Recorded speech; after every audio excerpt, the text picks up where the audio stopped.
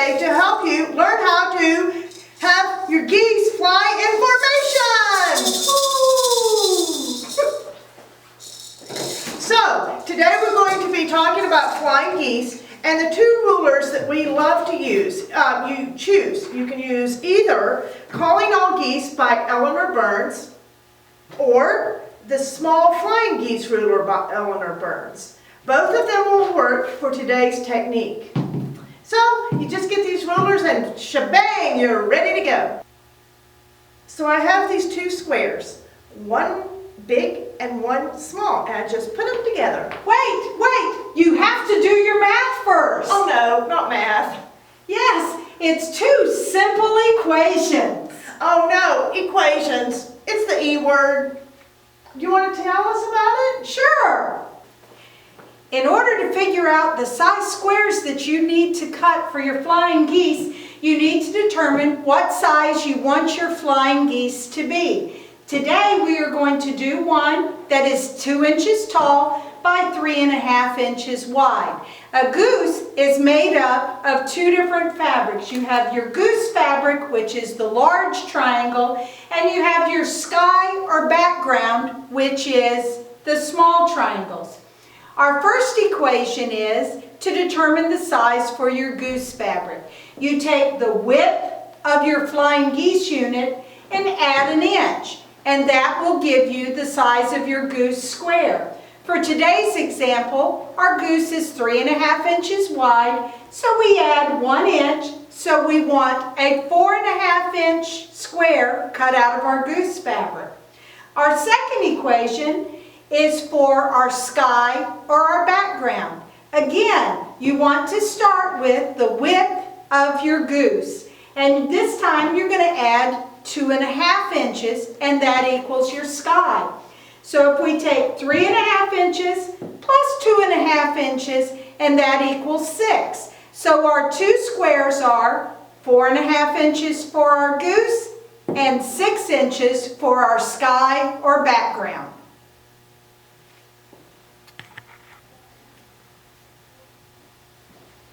Now that we have our squares cut to the correct size, now you can put them together. Okay, let's just remember, the little one is the goose. The big one is the sky. Alrighty, we're going to take the goose and the sky, and we're just going to center the goose, the small square, and the big square. And we're not going to get too crazy about it. If it looks pretty good, you've eyeballed it pretty good, don't make yourself crazy trying to make sure it's perfect.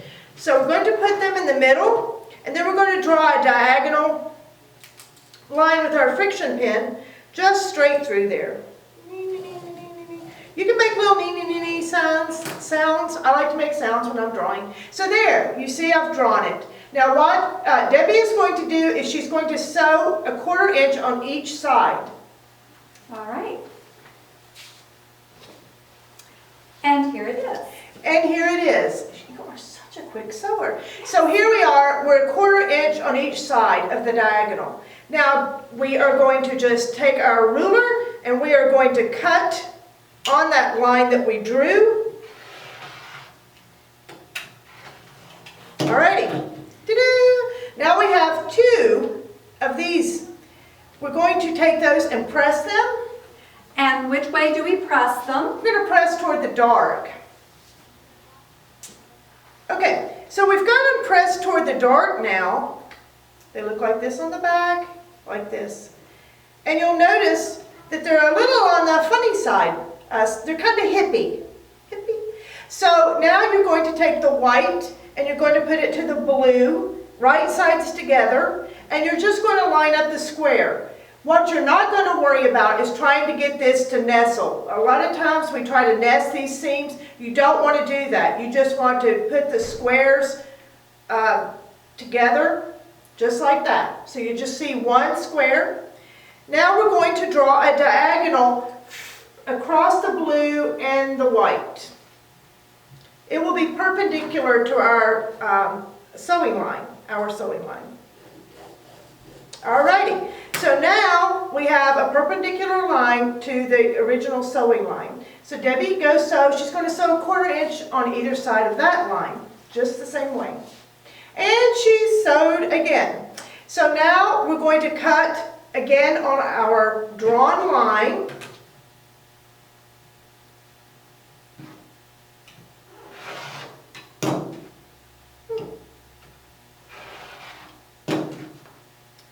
And then we come up with this unit. We have 2 of them. This will be the basis for 4 flying geese.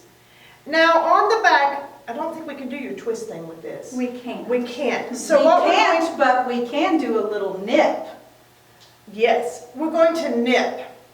We're going to take a little nip right here, going from the bottom almost to the sewing line, but not quite. You don't want to intersect the sewing line. You want to keep it together. So you're going to And take why a do we little want nip. to do that? Because otherwise our goose will fall apart. It'll be a goose.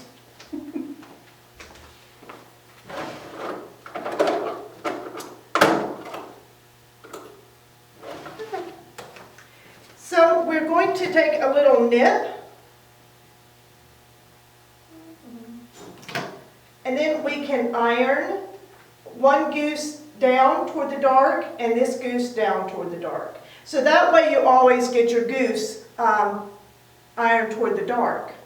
So Debbie's going to run over there and iron it for us. She irons as fast as she sews, so she'll be back in a jiffy. Okay, so now we have this unit. It's ironed, pressed, and ready to go. This will make 2 flying geese. So from each 2 blocks, you'll be able to have 4 flying geese. Now the measurement we want is 2 by 3.5 is the unit we need. You have to be a little careful with these because they are finished. That means sewn into your quilt. So it'll say 1.5 by 3, but that's a 2 by 3.5 component. So what we do is we take the little triangle there, we line it up literally with our triangle here on our goose, and we're going to cut off the top first.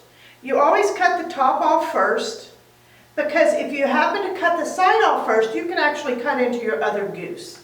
So you always want to line it up. We're going to cut across the top first. So you can see I've got it just right across the top. Now I'm going to put it back down. I'm going to just trim off my sides.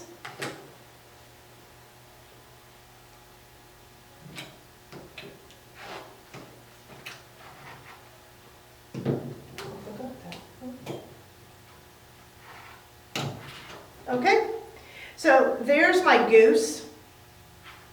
One final, I'm going to now turn it upside down and put the bottom of the triangle and get a little bit off the bottom. So what I did was I just turned my triangle upside down, put the bottom on there, and got the little extra off the top, or off the bottom. So that's a perfect flying goose. The cool thing about this is your apex is right in the middle of this rectangle. It is also exactly a 1/4 inch from the top, and your 2 points down here are exactly where they should be. So it makes a quick and easy way to make 4 flying geese that come out perfectly. Woohoo! All right, now I'm going to show you her other ruler. This ruler only has 2 flying geese on it. Eleanor Burns' new Calling All Geese ruler actually has sizes for 8 different flying geese. It's similar to the way she does it, but the first thing we're going to do is you see this upper triangle. We're going to take our goose and we're going to line it up with the upper triangle, and then we're going to cut right along in this slit. Let's get it going the right direction. Again, that's always the first cut you want to do, is across the top of the goose, so that you maintain that 1/4 inch.